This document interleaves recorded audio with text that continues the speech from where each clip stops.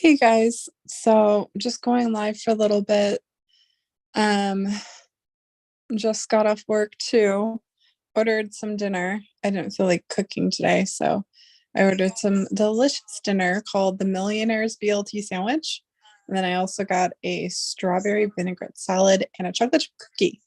So I'm excited because that place is amazing, and I just felt like ordering that. So I've been down a rabbit hole for a few days. I especially fell asleep last night during Street Stream. I was reading this really lengthy article on the Gorilla Codex, and I was trying to listen to, Troy and Street and everyone who was talking, and I wanted to join in again, but I just ended up knocking out completely.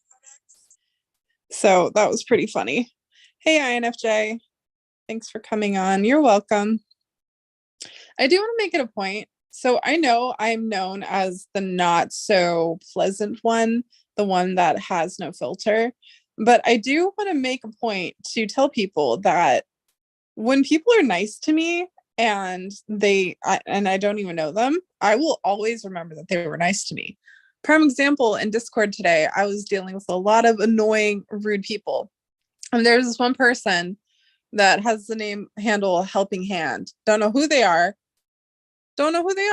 but they saw that I was having a really bad time dealing with people in chat, especially like harassment and a lot of disgusting threats. And they were so nice. They were like, I'm going to send you a picture of a puppy. And I was like, what? And they sent me the most cutest little chunky puppies. Little, like, I don't know if they were bulldogs. They kind of look like bulldogs. Like the blue pipples. Oh, I think it was a blue pipple. I think that's what it was. But oh my God, they were the cutest things I've ever seen. And I just kept calling them the chunkies because they're so chunky. Hey, Jacob Pioneer. Are you still in California? Are you enjoying the crazy traffic and bipolar weather? Do you miss it at all? And the real question is, did you bring any coffee with you? I am curious.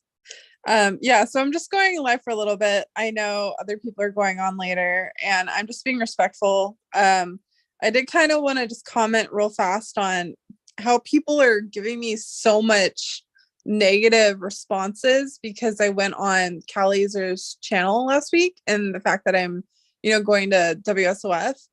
And I just want to say it's my choice. It's my choice to either fight or it's my choice to just get over it and learn to go with the flow. So until you guys have been in my situation and dealing with the things that I've had to deal with and the humiliation, you honestly have no right to say that I'm fake or that I jumped the gun or anything like that. There's been a lot of people saying some really mean, terrible things about me just because I've chosen no longer to fight for justice. Like, I'm over it. So I don't have to apologize for what I choose to do. And just because I want to get along with people does not make me fake. It does not make me two-faced. It does not make me anything like that. So since I started my channel over, I'm not going to dwell on any drama. I'm really tired of that. But I just really quickly wanted to address that situation because people I thought were actually cool are being quite terrible right now. So I'm just going to leave them out of my chat room and they can, go sulk elsewhere. But the rabbit hole I've been down lately has been absolutely insane. I kid you not. I shared some of this on Street's channel when I was hanging out talking with him and Troy. I don't know why, like, this goes beyond my brain, I swear. I will figure stuff out, right? I'll find certain patterns, I'll figure stuff out, and then I will completely just ignore a very important detail of that pattern. And it takes me at least a couple of years to finally piece it together. And so what I finally realized what I was missing when I was looking into the Gorilla Codex is the buyer of the Gorilla Codex, the person that ended up purchasing the codex from the grave robbers. Back in, I think it was 1971, is when this buyer decided to put it on display at the Gorilla Club, which I believe is in New York. I'm not sure. I gotta go back and look, but I believe the Gorilla Club was in New York. I cannot pronounce the name, but when I looked into it, the name honestly sounds like an alias. And the way they describe this buyer and how they are absolutely infatuated with the Mayas, I was like, okay, this is fascinating, right? Well, then I started digging deeper, and it showed that this buyer has a property and a home in Santa Fe, New Mexico. It was a very specific pueblo that was stated. I'll have to look up that later. And they had like all these different collections. And when I looked deeper into it, their name, like they're a doctor, I guess. And again, I don't know how to pronounce their name properly, but I'll like link it in chat for you guys if you want to go down the rabbit hole with me. But I'm just wondering, is it possible this buyer was like, the name was an alias and was actually either associated or was actually Michael Kremner? I can never say his last name right. Kremner.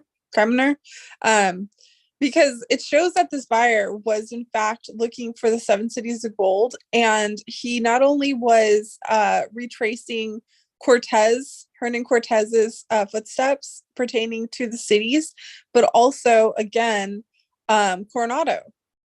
So I find it absolutely wild that every time I go down a rabbit hole and I find another piece of the puzzle and I start to try and expand on that piece, everything keeps coming back full circle. I keep saying, Douglas Preston, he specifically stated that he was looking for the cities of gold. He wrote a book titled Cities of Gold. It's not a fantasy book or anything like that. It's a book basically talking about his adventure with himself and another friend, going through Arizona all the way to New Mexico, retracing Coronado's footsteps. And Forrest used to say on his blog before, the chase was active, this is back in 2001, that Cities of Gold, written by Douglas Preston, was his all-time favorite book. And so I always found it interesting that he wiped all that information off the blog right before he launched the chase. So again, I'll go back and a little bit reiterate about how Douglas Preston was introduced to Forrest through Michael Kremner, and Michael Kremner was the one funding the project for Cities of Gold. Like, if you go back to Callieser's interview, the one they did with Fenn and Preston in 2019, I believe, Preston straight up just says, yeah, we met because of Michael Kremner. So you have this mysterious person, right? And he's interested in Cortez and Coronado and the Cities of Gold. Then you have Douglas Preston teaming up with Forrest because Forrest had Coronado's cartographer's journal, right? And again, that's basically helping pave the way of following Coronado's footsteps, right? And then again, Preston's book was written to talk about the journey of him retracing Coronado's footsteps. So that right there proves that the only way this would have been possible for Preston to even pull off was, again, for him to team up with Forrest Fenn and use the book that he had that was written by Coronado's cartographer, right? So then you have, again, Forrest going to Preston way back in the day before, we had the chase, before TTOTC, and him requesting that Preston write his autobiography, right? And he tells him everything. And you could say, Candy, how do you know that? How do you know Forrest told Preston everything? Well, there are old interviews that aren't as looked at because they're not pertaining specifically to TTOTC. And he talks about certain details. One of them being that him and Preston decided to change a few things. It said they changed some of it, and they changed it to the Amazon, which I thought was very fascinating. But the reason why I'm on such a quote unquote the Codex kick, and it's funny, like I was talking to Ben today in Discord about this, and he was like so annoyed with me. He's like, why are you fixated on this when you should be looking at Robert Dunn? And I'm like, I looked into Robert Dunn a few years ago when I looked into the San Lazaro link.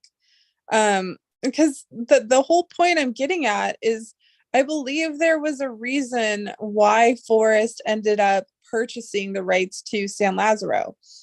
And again, I've said it multiple times before, but I'll say it again.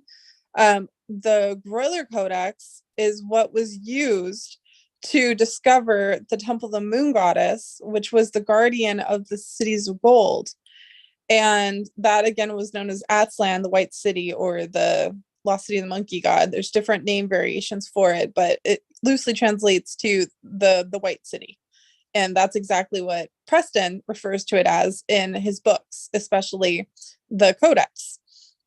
So what's fascinating to me is that, you know, Forrest goes to Preston, says, hey, I want you to write my story. And Preston's like, tell me your story. He tells him the story. And then he's like, I'm not going to tell your story, but I'll write a book loosely based on certain things. And Forrest agrees, okay, we could change some of it. We'll change it to the Amazon instead of where it originally was. And we'll base it off of certain details. And so you have this story, and I'm actually shocked that, you know, so many of us in this community haven't really taken the time to research or look at the Codex written by Douglas Preston, because I think it's a very important piece of the puzzle. And you don't necessarily have to purchase the book to get the context of the book or the plot. Just go to Google or Wikipedia and look it up. And so the main topic and plot, main focus of the Codex is that there's this figure that's based off Forrest Fenn who goes missing. He like basically takes his treasure chest and secrets with him and makes his kids work together to try and find where he entombed himself, right? And what's interesting is that it talks about how back in the 70s that there was a discovery, like this character, the Fenn character, discovers a codex in the middle of nowhere and tries to submit it to have it, you know, translated. But back then they didn't know how to translate Maya, the Mayan hieroglyphs and stuff like that. So they didn't know how to translate it.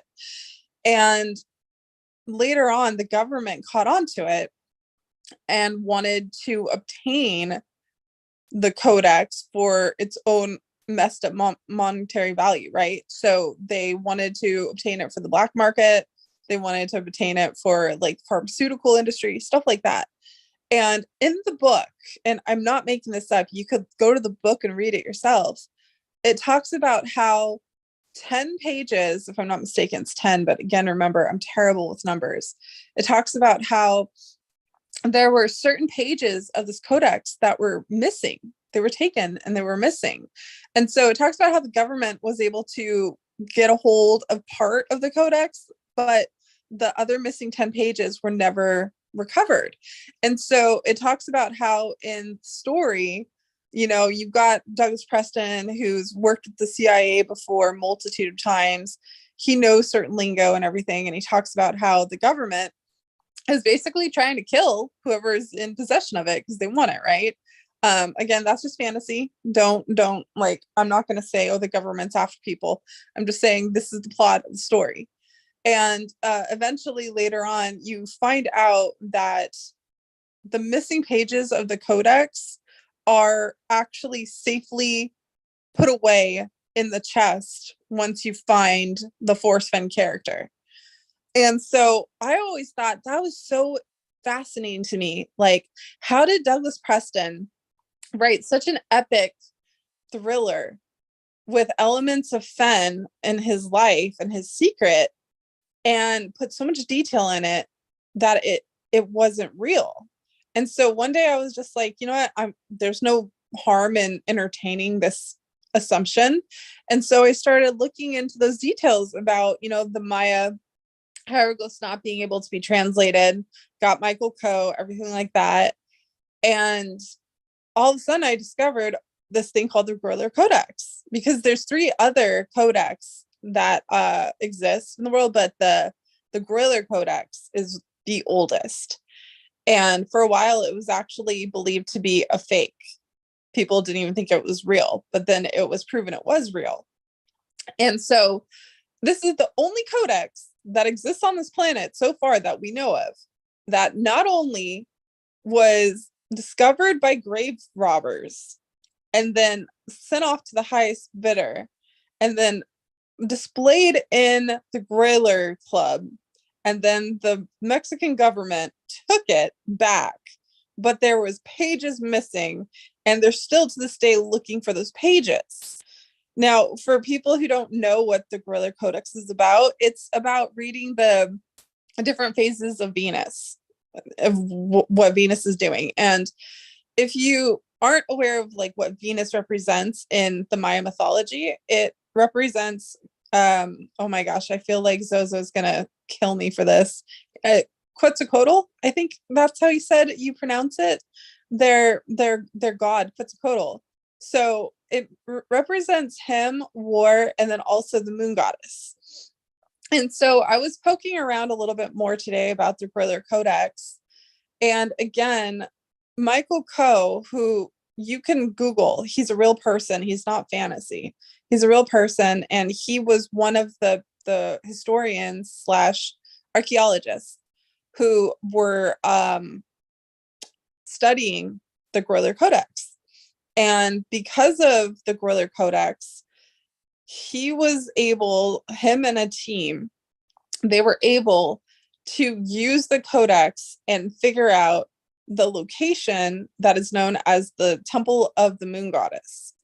So again, Venus, Quetzalcoatl, the Moon Goddess, they are the guardians of the 7 cities of gold, or also known as, the White City, Aztlan. So it's interesting that, in the like early, like 1970, 71, grave robbers discover this codex somewhere in the Chiapas Mountains or something like that. They claim it's the Chiapas Mountains, but then another article said it was between Cozumel and Quintana Roo, which that's another thing that got my attention. Is we know Skippy died, unfortunately, in the area of Quintana Roo and Cozumel. So you could have, multiple articles talking about the Gorilla Codex, and some will say Chiapas Mountains, the other ones will say Quintana Roo, Cozumel area. The point is the cave where this codex was discovered has never been revealed. They never revealed the names of the grave diggers that discovered the codex. The only information I have on the buyer is that he was a doctor. And again, I believe his name is an alias because I can't find anything real about him.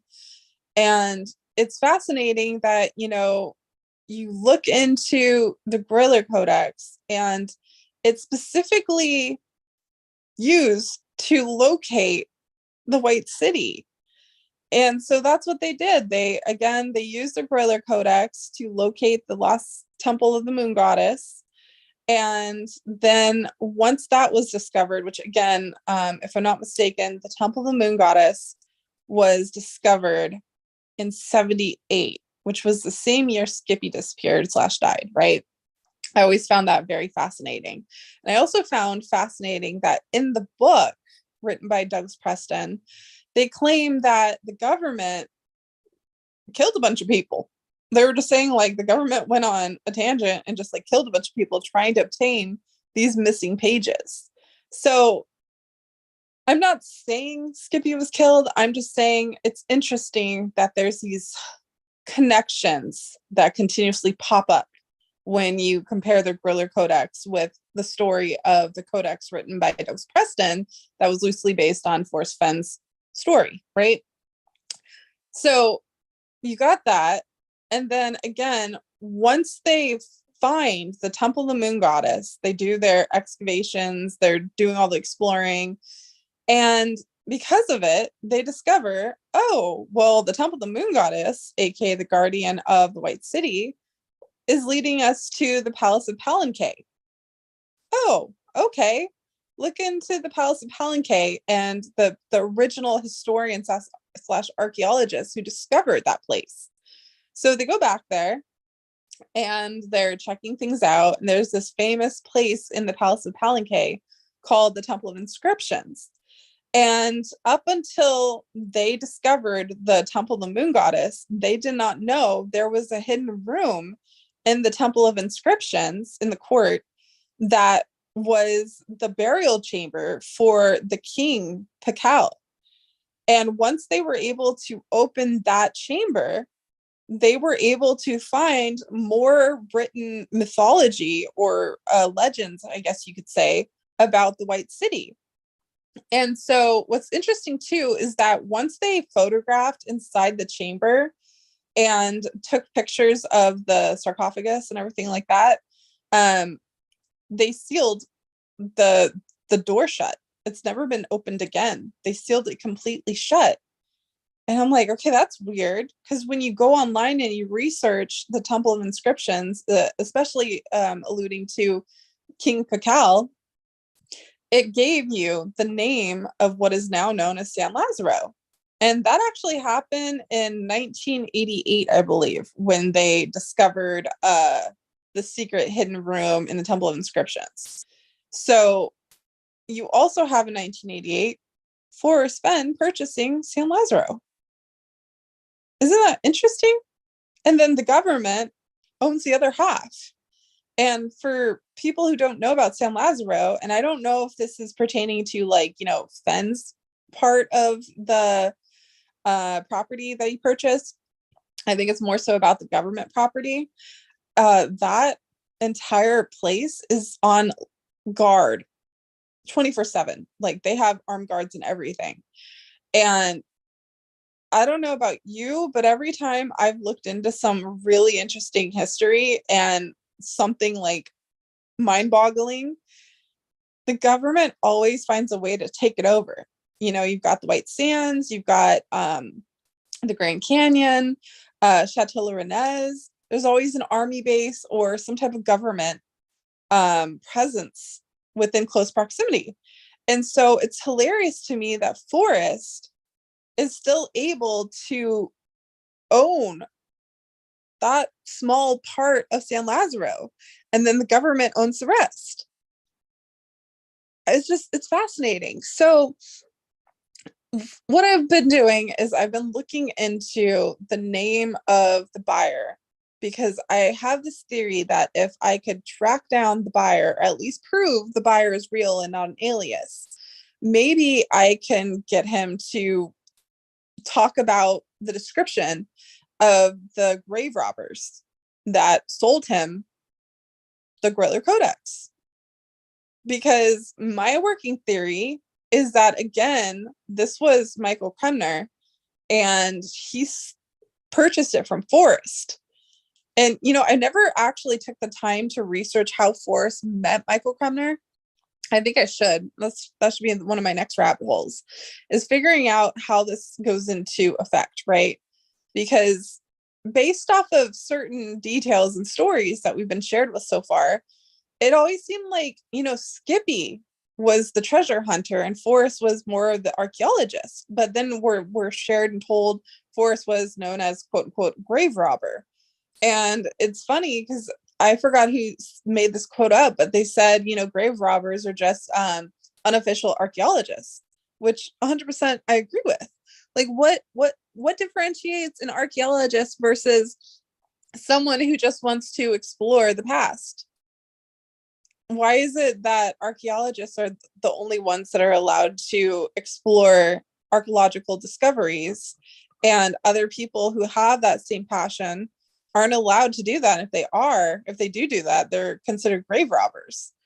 It's just interesting to me. And I mean, I don't necessarily believe in, keeping something with you, like hoarding something with you when you die. But then that also goes back to like, Fenn's whole concept. You can't take it with you, right? And he always took whatever he found. That was the rumor, right? If he's a grave robber, he took whatever he found. And so he told us, hey, I'm going to make a chase and you guys got to find my grave and take what you find. And unfortunately, it never went out that way. He's like, I got better and I ruined the story. So then I was like, why not have people look for it while I'm here and then maybe again while I'm gone? So that's why it's so fascinating to me, especially that one last chapter, how he words it that way. Anyways, I'm getting off topic for that, but it's just fascinating. I want to try and figure out who the grave robbers are and exactly what area they found that cave, because I found some more interesting articles the other day that were again talking about Quintana Roo, and it showed some pictures of some like Mayan sculptures, I believe, that were discovered in the area, and one of them was a match to a sculpture that Forrest has owned before. Like, I recognized it. So it showed tie-ins for that. And then also with Eugene Thaw. Eugene Thaw was the person Forrest ended up going to after he couldn't get Rick Kavashki to acquire. Oh, hold on one second. My food's here.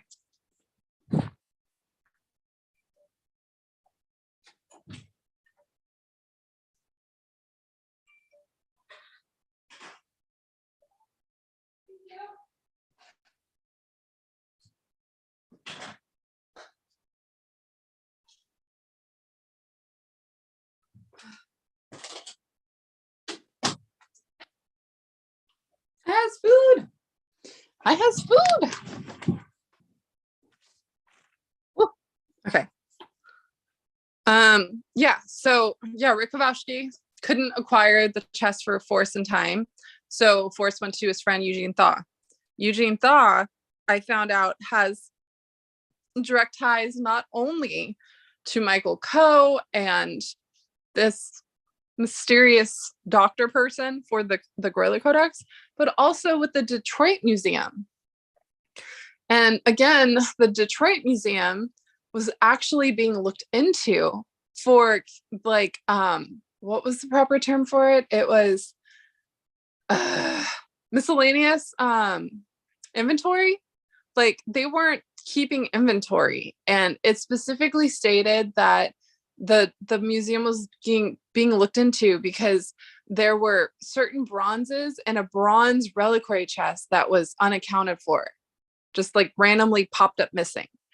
And this was in I think 68, maybe. Again, I'm terrible with numbers, so I can't remember dates, but I keep finding all these patterns. So it's fascinating. This entire time I've been, working on Fenn's story, trying to figure out the story he's been talking about, and how it every single time leads back to the White City, 7 Cities of Gold. And it's like the Codex is almost like a guide to verify you're on the right track. Like, that's what I'm finding it to be. And then again, it's fascinating too, because when Forrest told, Preston his story, and then they decided to change it to the Amazon, the book itself talks about the White City. And it's also known as, the Lost City of the Monkey God, or the White City. And so there's certain details in it and it talks about the Codex helps discover this, right?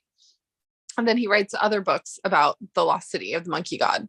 But in 2007, Douglas Preston actually discovered the White City, also known as the Lost City of the Monkey God.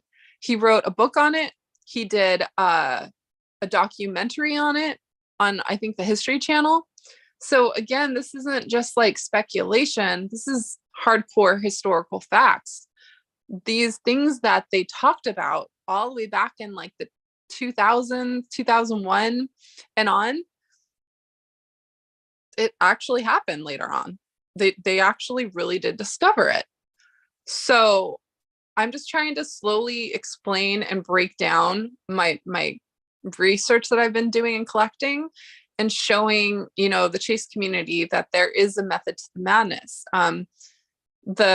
The Codex written by Douglas Preston seems to have actually happened, meaning that when Forrest went to Preston with the story saying, hey, I would like you to write my autobiography, there's validity to it. How did these great men become friends? Because they all came together under the advice of Michael Kremner, who was in fact looking for the White City. And the White City was found. And they used Coronado and Hernan Cortez to do it. So I just wanted to break down a little bit more detail about how I think this was the actual story and how the Codex might possibly fill in the blanks for what happened to Skippy, maybe. That's what it looks like is happening or happened. And I mean, I don't think you could ever imagine, Forrest being able to publicly come forward and accusing, some government entity of doing something terrible to his brother. But when you hear that someone had to bribe Mexican government officials to allow him to take his brother back home to bury, that doesn't sound like just snorkeling to me or scuba diving. It sounds like maybe he was up to something and he had to pay him off to get him back. And we know that Skippy was into treasure salvaging, just like his son Creighton. Like, it just makes sense that way. And so right now, again, the story, whatever is happening, seems to be pointing towards Cozumel again. And the little bits of the olive jar that we're able to read are again talking about Skippy and his death. And it just seems like, if Forrest's story is centered around Skippy and his death, then that closely aligns with Douglas Preston's The Codex. It's just learning how to differentiate fact from fiction. And that's what I've just been trying to do for a while. And so far, I'm getting pretty darn good results, not going to lie. So maybe I'll post a little bit of what I found for the buyer versus the grave robbers, and maybe others in the community can help me try and look into it, because it's kind of hard to do it on my own and working all the time and stuff. And I enjoy going down the rabbit holes. It's one of my favorite things to do. It helps, distract my mind, but there's some things I'm not so great at. So there's other details that people in the chase community are better at than I am, that could probably find a little bit more than what I have found, or even notice something that I haven't found or noticed at all. Like, prime example, I've been talking about this for almost a year now, and it wasn't until a few days ago that I decided to even want to try and look into the buyer. It's interesting. Hey, Galaxy. Doing the Friday fun finale for 2022 in 23 hours. Wait, isn't New Year's Eve on Saturday? I've actually decided to go to my aunt's for New Year's Eve. Let's see. Life is better than Memorex. Kimberly Clark discovered the... Oh, good God.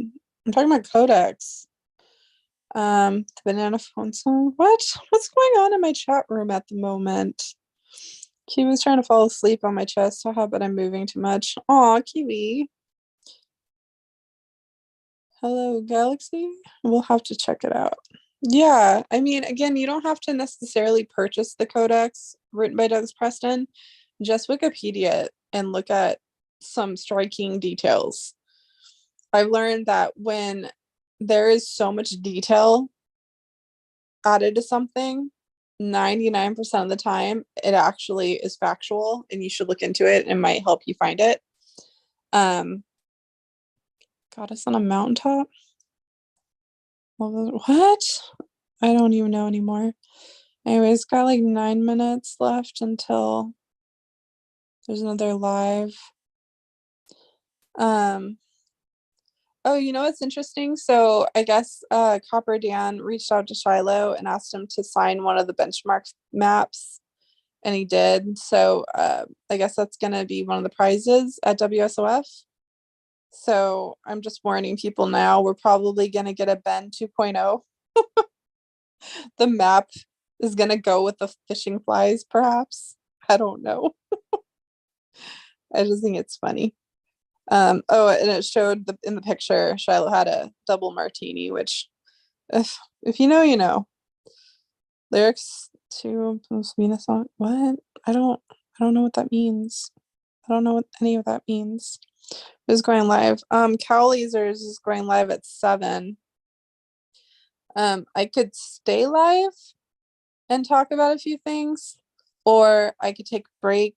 You guys can go over and watch the Big Bang they're talking about, and then maybe go live again. Maybe. I quit trying to know. The more I tried to know, the more my brain hurt. Yeah, you get there sometimes, Kiwi. It gets a little frustrating. It's because you get like so deep down a rabbit hole and then you come to a complete just standstill of what you can't do.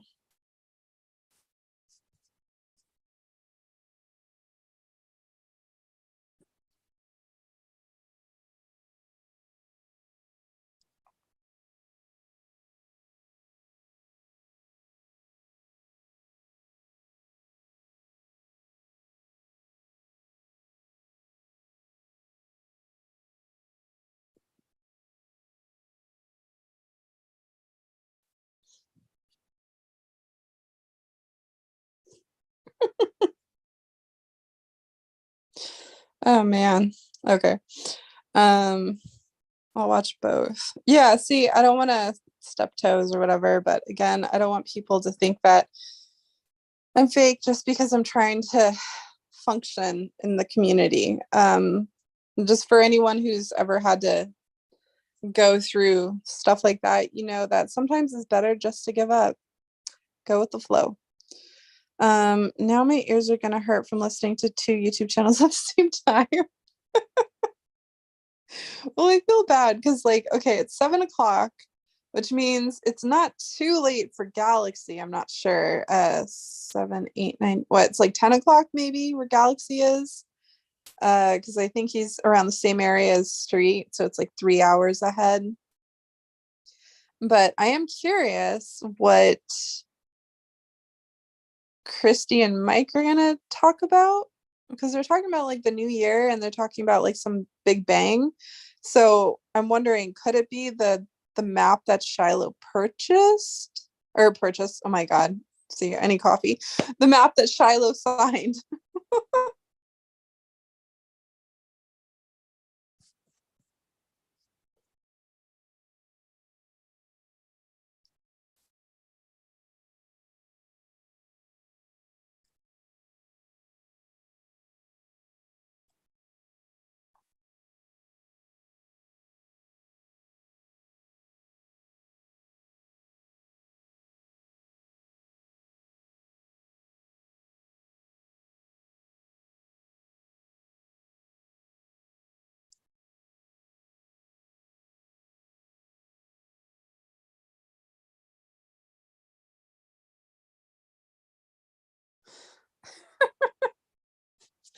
It's funny. Shiloh just responded to my message about the double martini. Apparently I didn't order it correctly. Um, it's 10 p.m. here. Yep, that's what I thought. Yeah, so for those of you who know, you know what the double martini is, but back in July of 2019, I went to Bullwinkle's for like the first time ever because that was my first boots on the ground in Montana slash Quake Lake. The first one I ever did was, whoa, what? What? Hold please. What? What is this? What is this? Aw. Oh, Laura, you're so sweet. You were so sweet. Thank you. Oh my gosh.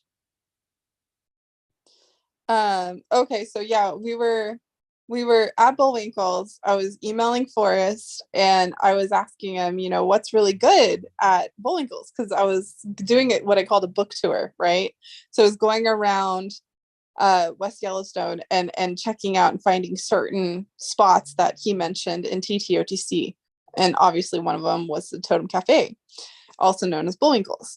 So I was like, what should I order? And Forrest responded and he said, you should order a double martini and then sit and think on it. I was like, okay. So I did. I actually ordered a double martini. And I remember DJ sitting there looking at me like, are you suicidal? Like, what's wrong with you? And then I got the boysenberry, I think it was the boysenberry. Oh no, huckleberry cheesecake, and then something else. But okay, you guys, I took one sip of this double martini and all my trust in alcoholic beverages went out the window. So tonight when I saw Copper post the picture of Shiloh with the double martini, I just was being funny and I was like, I've done that before. I'll never do that again. And he wrote back and he's like, it's the olives that make it. And I was just like, oh, so next time I order it, I should order a double olive martini, hold the gin.